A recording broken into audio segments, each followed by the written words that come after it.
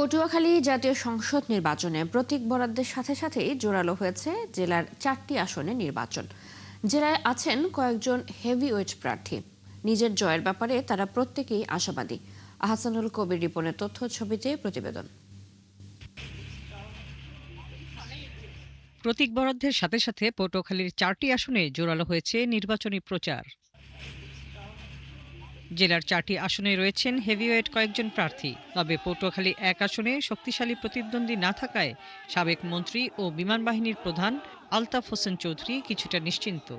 ইনশাআল্লাহ বিএনপি যে কাজগুলো শুরু করেছে, এই আমাদের জেনারেশন দিয়ে, আমাদের তরুণদের দিয়ে, আমাদের মহিলাদের দিয়ে, এটাই আসলে উন্নয়নের মূল চাবিকাঠি। আরএফএল চেয়ার, ক্ষমতার নয় সমতার চেয়ার। পটুয়াখালী 2 আসনে বিএনপি প্রার্থী সাবেক সংসদ সদস্য শহীদুল আলম তালুকদারের সঙ্গে তীব্র প্রতিদ্বন্দ্বিতা হচ্ছে জামায়াত নেতা ডক্টর শফিকুল ইসলাম মাসুদের। ইতিমধ্যে আমাদের কয়েক জায়গায় ভিন্ন প্রার্থী কর্তৃক আমাদের উপরে আক্রমণ করা হয়েছে। আমাদের এই পর্যন্ত 38 জন নির্বাচনী কর্মীকে আহত করা হয়েছে। নির্বাচন যে জিতবে, আমরা সুষ্ঠু নির্বাচন চাই। সুষ্ঠু নির্বাচনে যে জিতবে আমরা সেটাকে সাদরে গ্রহণ করবো আর কি। 3 আসনে মুখোমুখি সাবেক 2 ছাত্রনেতা নুরুল হক নূর ও হাসান মামুন।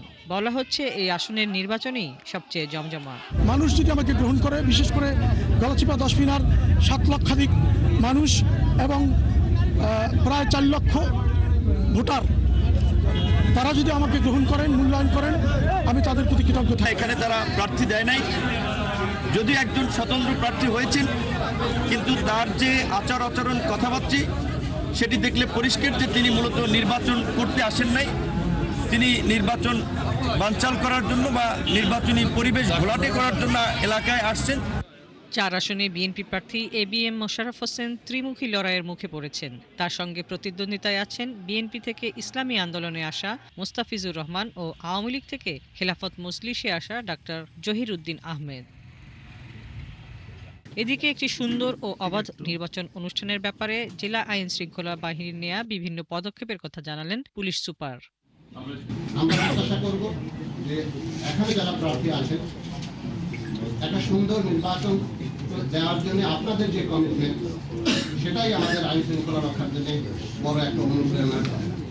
8টি উপজেলা ও 5টি পৌরসভা নিয়ে গঠিত পটুয়াখালী জেলায় সংসদীয় আসন রয়েছে 4টি। মোট প্রার্থী রয়েছেন 19 জন। জেলায় মোট ভোটার সংখ্যা 15,09,589 জন। হাসিবা আলী বর্ণা, 71।